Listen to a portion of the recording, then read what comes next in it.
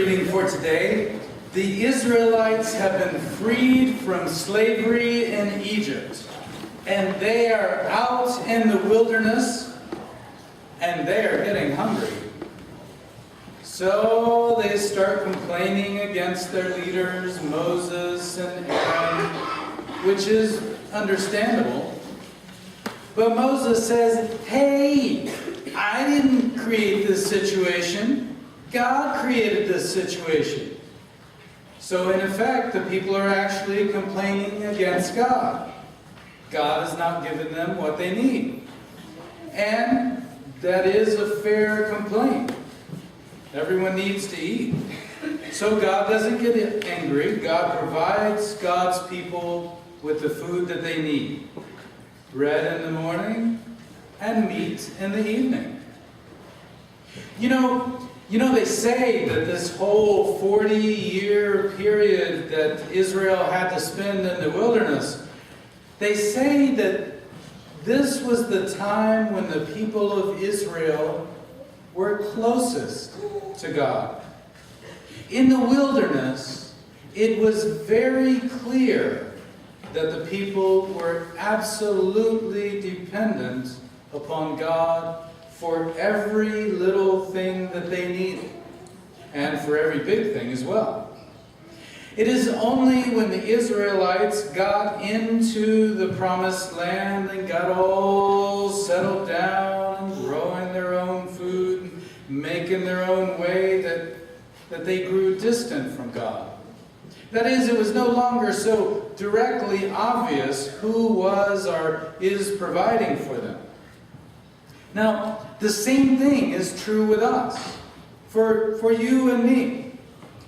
You are living in a life and in a world that you could imagine that you created. Someone taught you the skills that you have. Maybe you went to school, or someone taught you a trade. Or maybe you just figured out your own way. In all these cases, you might easily assume that you, on your own, of your own power, created your life. And if that is the case, then you have absolutely no need to be grateful to anyone for anything. And that is how much of the world lives. They just assume that they are the masters of their own fate, the true master of their own life. And that's actually a part of the American psyche, that you are powerful and independent and self-sufficient. And yet this attitude does not allow for any sense of gratitude or thanksgiving. Now, on the other hand, if you claim to be one of the people of God, then this story that we heard today, this story of God's people wandering through the wilderness, then this story is your story.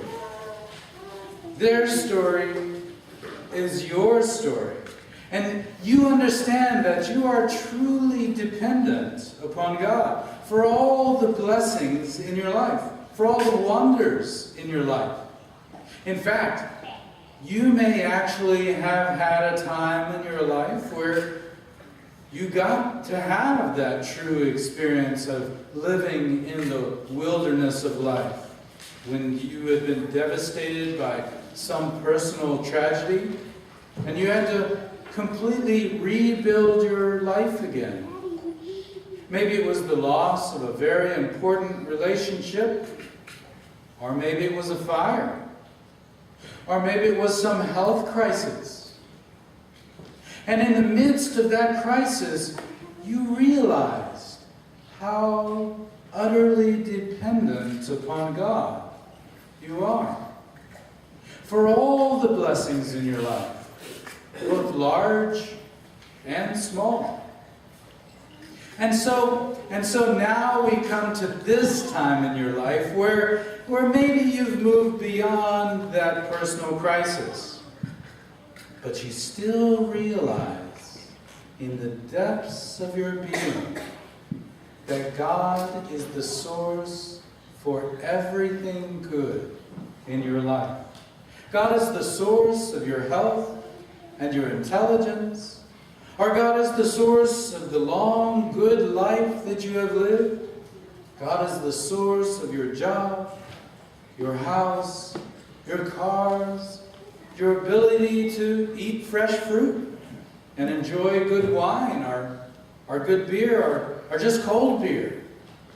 God is the source of your children, your family, even the nice warm shower that you had this morning.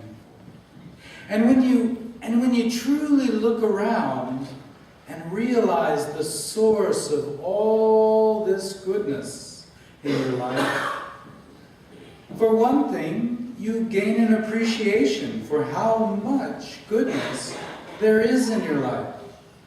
And then you develop a sense of deep gratitude, a sense of deep gratefulness for all that you have. And that attitude, that sense of joy and even wonder about how much you've been given, that is a good place for your heart and mind to dwell. And that is sort of what we're doing here today with our congregation's celebration of all the people in our congregation who volunteer, who help with every aspect of everything in our congregational life. There are so many, many people who do so many things to create the life and joy and spiritual abundance that we experience here at St. Bartholomew's.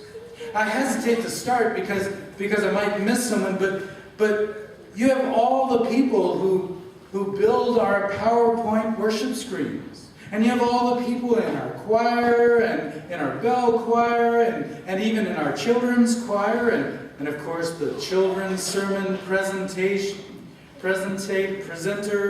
And you have all the people who prepare for Holy Communion and the acolytes and the lectors and the hope singers and all the many, many, many musicians and the sound people who blend everything just right. And we haven't even started on Sunday school, the teachers and the students and the parents and the coffee brewer and the cleanup crew and then those who keep our grounds so beautiful and all the congregational members who provide all the financial support to make our congregation and all of its ministries happen, and supporting the Hanover Area Council churches and both the daily lunches and the shelter and New Hope and Lutheran Disaster Relief. And now we have yoga in the congregation too. And we even give thanks for those who are being paid by the congregation. Everything from setting up and playing the music to taking care of the building and the office work. They may be paid, but they do an excellent and conscientious job. So there are, of course, many, many other jobs and ministries that this congregation engages in, not to mention all of your personal ministries in your daily life. And so we give thanks upon thanks and praise upon praise to God for providing us with such abundance of spiritual blessings and life, and such abundance of blessings in your daily life. But we do not stop with the appreciation that we feel with all these blessings. We should also constantly remember that God continues to supply our daily bread every day. God will continue to supply for the needs of this congregation and for the needs of each of our members. God will continue to supply our needs in this day and for all the days to come.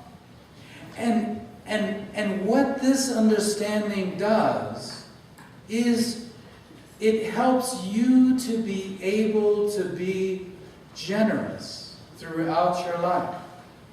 God will take care of you today and tomorrow. And the same thing is true of our congregation. God will continue to provide you the people and the resources for you to fulfill the mission that God has given you as a congregation.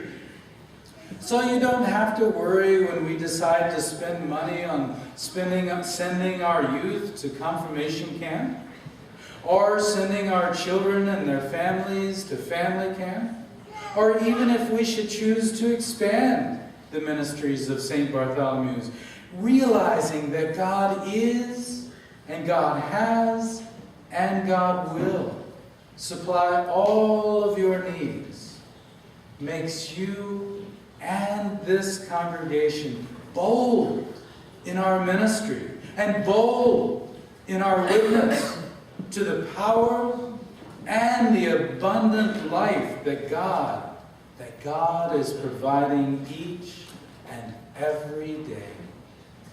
In the name of Jesus Christ.